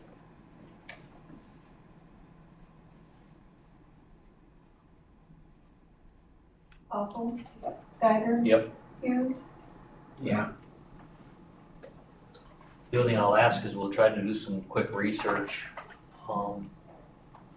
Then Julie asked about the contact over in Livingston County. And if we come up with a much different number by tomorrow, then maybe we can, I don't know, well, we can make our, amend it in the board, is that fair? Sure. And then section D here, this 1,000 per tower. This one we have on the website in our pricing right now is showing 5,000 per tower. We have what, 5,000? Over here, they're going by towers too then, and that's for the application, for the what? The building permit fee. That's the one we just changed. So we're not gonna point to the building permit Okay. fees. So I don't know who's in charge of this. Like I said, this I pulled directly off the our website. So we'll have to make a note to change that then. But what we're trying to do is eliminate the need to go from this application to Right. that. Right. That's fair. Right. So we still need to fix that, Mm-hmm. so no problem. So we're taking out refer to Iroquois County main zoning ordinance for fee schedule? Yeah, with that whole statement we're taking out. Correct. Yeah.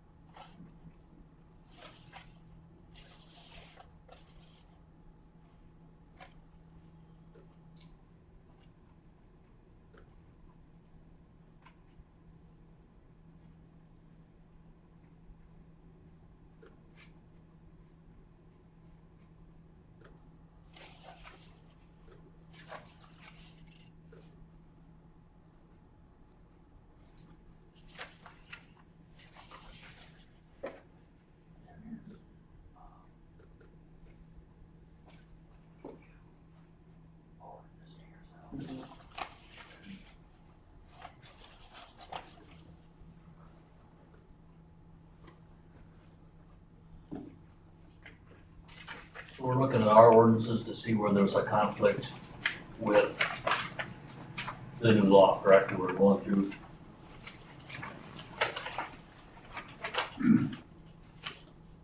I was just looking at the one on the road agreement. I think what we have would be a matter of what, the way we have it, if there's anything in there that does not agree with the states.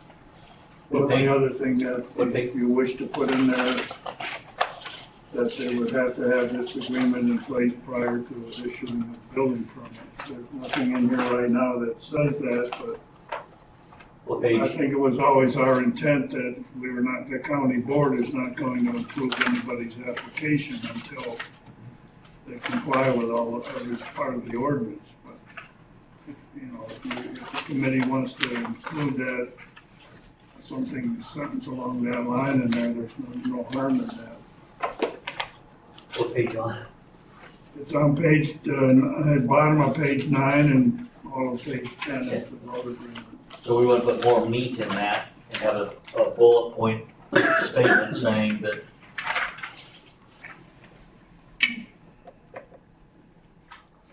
Basically what the road agreement is saying, and I cannot, I have to go through the state thing, I guess, but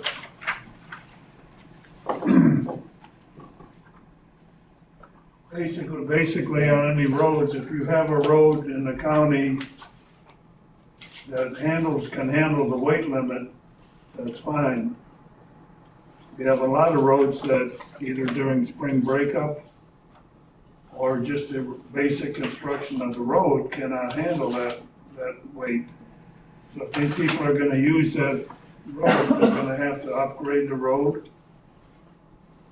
I know when the Sheldon Wind Farm was put in, there were a lot of roads over there that were not able to carry the weight, and they were upgraded. There was an agreement made with the wind companies as to what they were gonna do.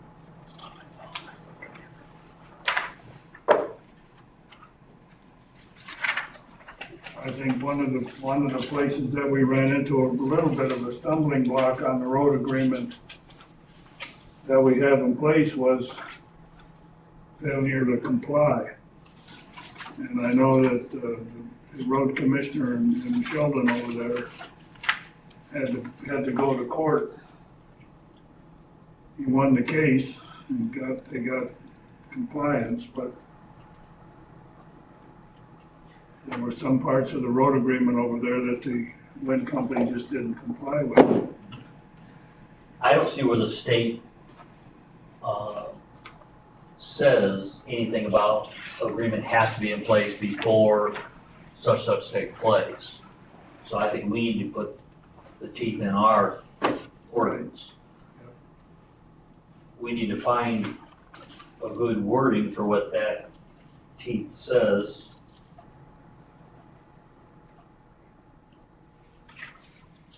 Well, maybe I'm looking at it a little bit too simply, but I would just think you got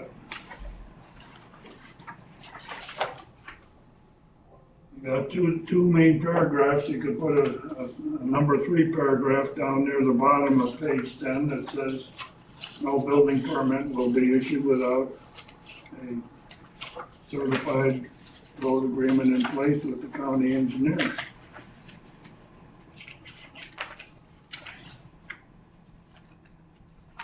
I'm struggling Or with something, some wording to that effect, I would Add think. them. Oh, he said- Two, he's saying add them. Yeah.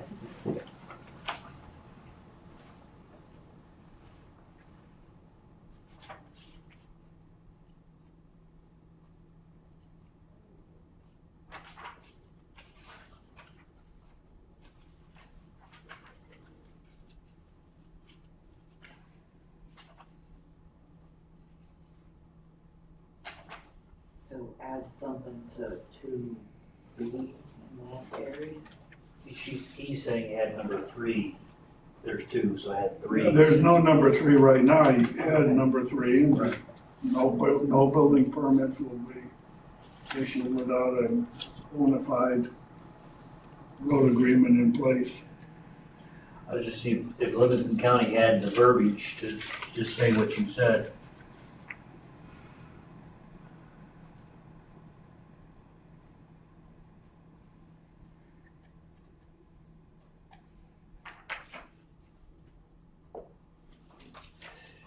Here they talk about, we'd have to add more, but they say if the application is determined by the county staff or the zoning board of appeals or the county board not to be complete in all pertinent aspects of this section, the application shall be rejected and a new application will need to be filed to start all over again, so.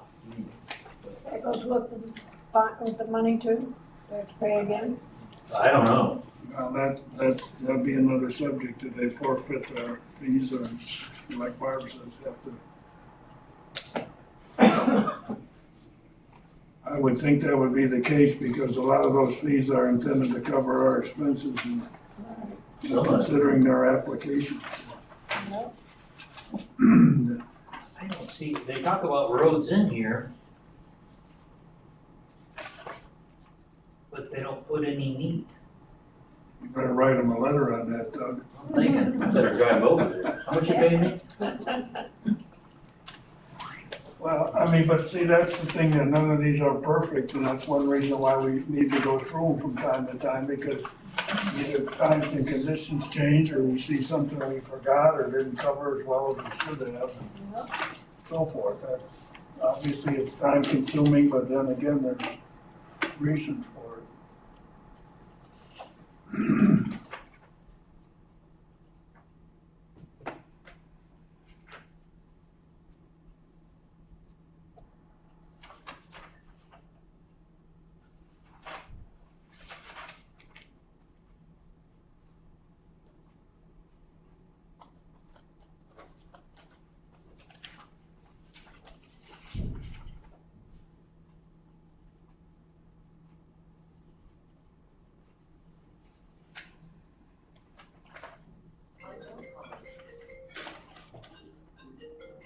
Yeah, I don't see where that one remain, or Livingston County really, deals with the roads.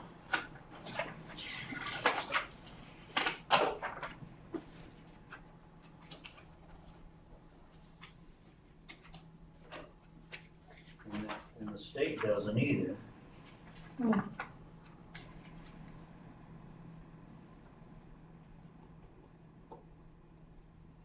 So we can do anything with the roads, huh? Well, we can say that they gotta have a permit in place from Joel before, This right here says what you're looking at. oh, what's that? Is that their main one? Yeah, that's, yeah, what's it say there now, I'm sorry. It doesn't say that the project can't go forward without having, does it? Pertaining Is this the state one you're looking at? Oh, that's it probably. I don't see that. So I yeah, think it's Vermillion County. Somehow. to use of public roads, 6 and 14.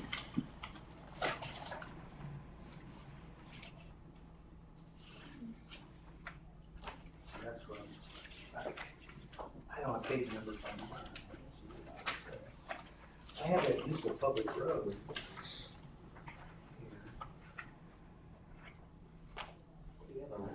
Yeah, and then under, See, I have A, B, C, and C. You're saying provide. Yeah, there it is. We do, no, Vermain has it. What they say is provide the county zoning administrator with signed copy of any agreements pertaining to the use of public roads prior to the issuance of the building permits. So if we put that as a 3, then that would make sense. Did that comprehend with everybody?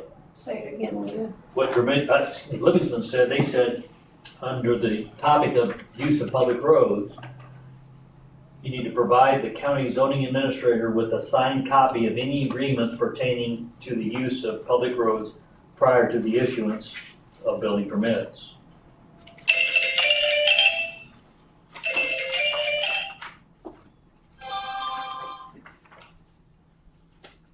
She won't know they need unless Joel tells her, hey, we need that done, so she'll have to be checking with Joel to make sure he says we need to have one. I guess that's the only issue, how this is worded. If she's not gonna give a building permit to the company that wants to get going. There's gonna be some hullabaloo raised about it, so. Application to make sure that topic is covered, is that fair? Okay. Well, then I That's why I said I need to get a copy of Livingston County's permit. yeah, and ours too. Well, I'd make a Well, I can, suggestion in, a resolution, motion for a resolution to add bullet point 3 of our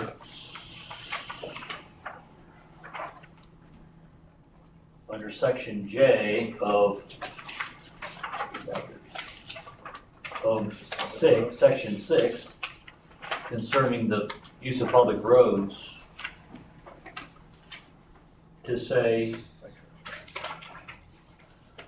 the applicant needs to provide the county zoning administrator with signed copy of any agreements pertaining to the use of public roads prior to the issuance of building permits.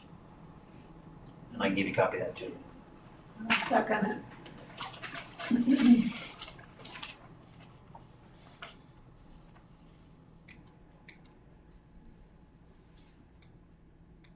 Awful. Yes. Geiger, Yes. Hughes. Yes.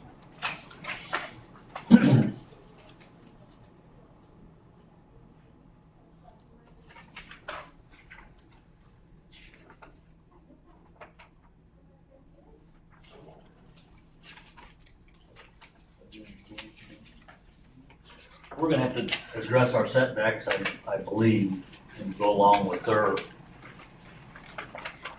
setbacks, which is on our page 8 of our document, under H setbacks.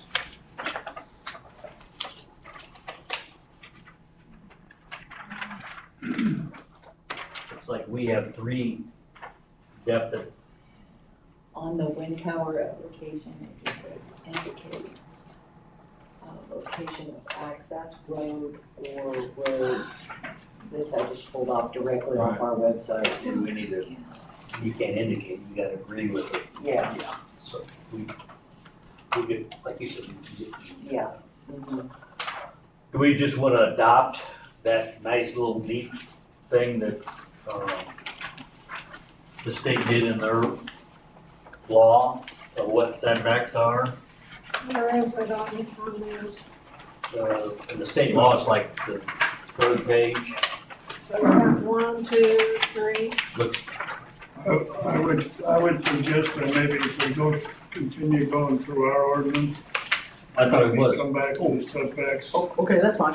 I thought it was going through. Maybe Paul will be here tomorrow, and I don't know about you, did have some cataract surgery on Thursday, I think it was, so I'm not sure what his schedule is. So we talk about setbacks, right? The other thing that setbacks, And also, if we have the state's attorney here tomorrow, maybe he might have some comments on some of that. definitions come into play on setbacks too, is why it's a I whole mean, can of worms. there's a lot of things in here that I think that the state law allows, like, for example, on page, go back to before setbacks on page 8, there's crime prevention, that's On our- authorized by the state. Of our document, You have a sensor on it. Page 8, of our document, yes. Under number G, talks about crime prevention. We're requiring every turbine to be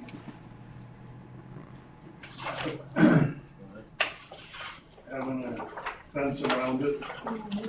The only thing I would say about that, and we'd have to maybe double check through here, but I think the same requirement should be where a substation is located.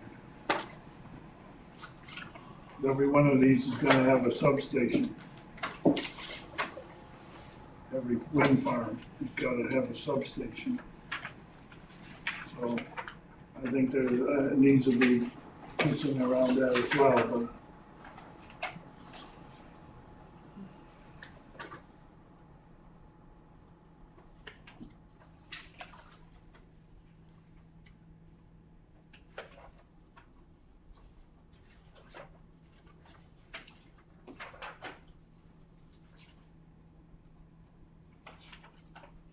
So for for us to be able to accomplish something for tomorrow? Is there anything else that we need to go through today?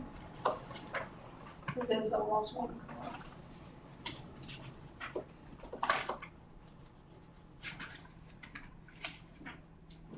Well, I just wrote down a few things to think about. One, in the past, I've been told that some of these companies will not allow the landowners to have a copy of the lease until after they've signed it. So they cannot get legal advice until they've signed it. That's not legal. Well, maybe we need to put something Well, in our ordinance saying that landowners must be allowed to have legal advice prior to. I don't think we can do that. could we ask for a copy of the lease? I think that both of those questions have come up in the past, and I think we were told we cannot do that, we don't have that authority. We can ask the question again, I'm not against doing that, I'm just saying it's my recollection that both of those have come up in the past, not only here, but in other counties. Because it's a private negotiation between the company and the landowner. The county has no authority over any of that. Okay. The only thing that we do have authority with is that the agreement is supposed to be filed in the county clerk's office because it's an easement that runs with the land. But as far as the terms of it is concerned, how much they're getting paid or any of those other aspects, I don't think we have any authority to promote that. Next thing is, they have designated setbacks from Fish and Wildlife Areas and Illinois Nature Preserve Commission for protected lands. If the county has wildlife areas, would the same setbacks occur? And if so, could we declare all river, streams, floodplains, drainage districts, or ditches, and drainage ditches not in drainage districts as wildlife areas? It might be a stretch. But Worth asking. that would exclude a lot of area. Yeah. Well, that's a question to ask the state's attorney. Along that same lines, I think I've mentioned to several people that one way to get around this whole thing would be to incorporate the entire county in one city or one village, which has been done in other parts of this country, but it's not an easy thing to do. They also have in there that a wildlife or whatever impact study, put in there that they shall not build within a known flight territory of endangered birds. Several times a year, I see a bald eagle Yeah. by my place. Windmills are known to kill birds.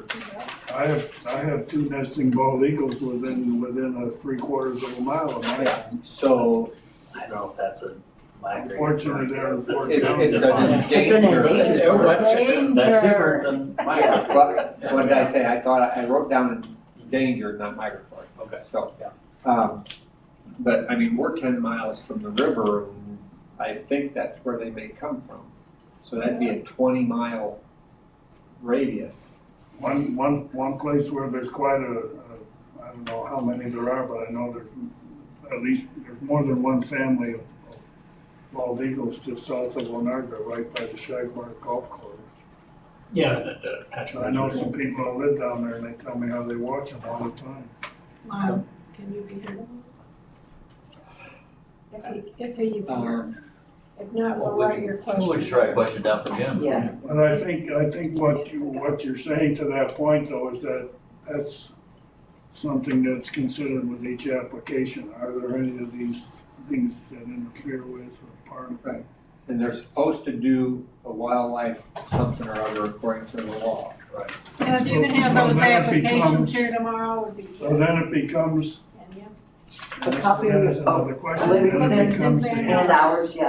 authority or the Yeah, I already have it responsibility on my of the notes county that I need board to to do that. determine if that's a problem and a reason for denying or not denying. And also I got down and this is, no matter what, I think it should be in if it's not already in our ordinance. You know, a lot of times people, when they, even if they're not participating, they get put in or close to a windmill area, and their TV and radio reception are destroyed. So have in there that if that happens, that they must provide an alternative. I don't know if that was in there or not, I don't I have a think copy. we got something in there, but I don't think it's as strong as it could be, because I know with that Sheldon Wind Farm, there were several people that had that issue. Yeah. Whether it was ever resolved to their satisfaction or not, I'm not for sure, but I'd have to go look again to see what we got in there. Then you got the flicker issue. Yeah. Which the setbacks are supposed to take care of, but they don't. And then the last thing would be just a line in there that says the county reserves all rights to itself, its townships, its towns, and its residents not specifically claimed by the state. That way, we're saying, if the state doesn't specifically say in here that they're gonna do it, then we're going to. We are not going to give up that right.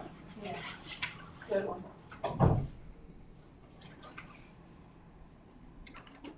Thank you, Ron.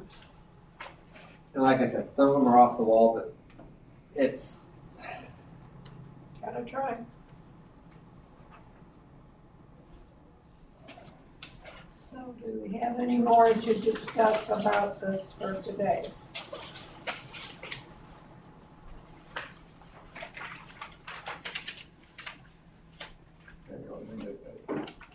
Where we conflict with the. And you know, here's about that, towards the bottom of it. Well, on ours, we say that about 911 shadow system. flicker, we say there should be no shadow flicker allowed at any time. And the state's got that 30-hour deal. Yeah, we're gonna have to change to agree with that.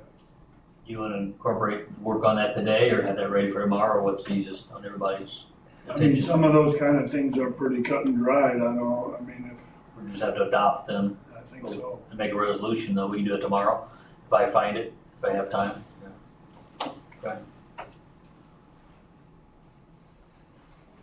The other thing I'd like to say is I understand where Barbara's coming from, and I think that's fine.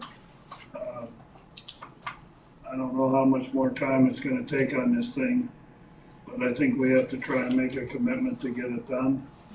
And as far as tomorrow goes, if we're gonna get started right after the health committee goes, that's good.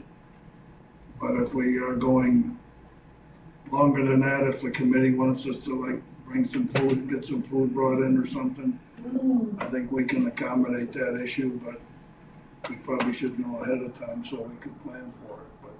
Well, I think it's gonna take a while. Oh, 2 hours today already. I just think it's important that we get this done. Yeah. At the same time, I don't think we're need to starve ourselves or inconvenience ourselves either, so. Sounds good. Darren, wanna buy We've had situations before where we crossed the, I think the ARPA committee can do that. and I've got, we got so many underlines and everything. I know. Part it? of We it. can do it. So, I think we're pretty much okay today. So can I have a motion to adjourn?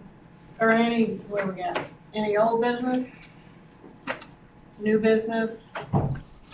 Adjourn? Steve, do you wanna adjourn this meeting? I'll move to it. I don't know if I will. I'll do it, yes. Second that. All in favor, say aye, please. Opposed? No problem. All right, we are adjourned at Yeah. 1:03.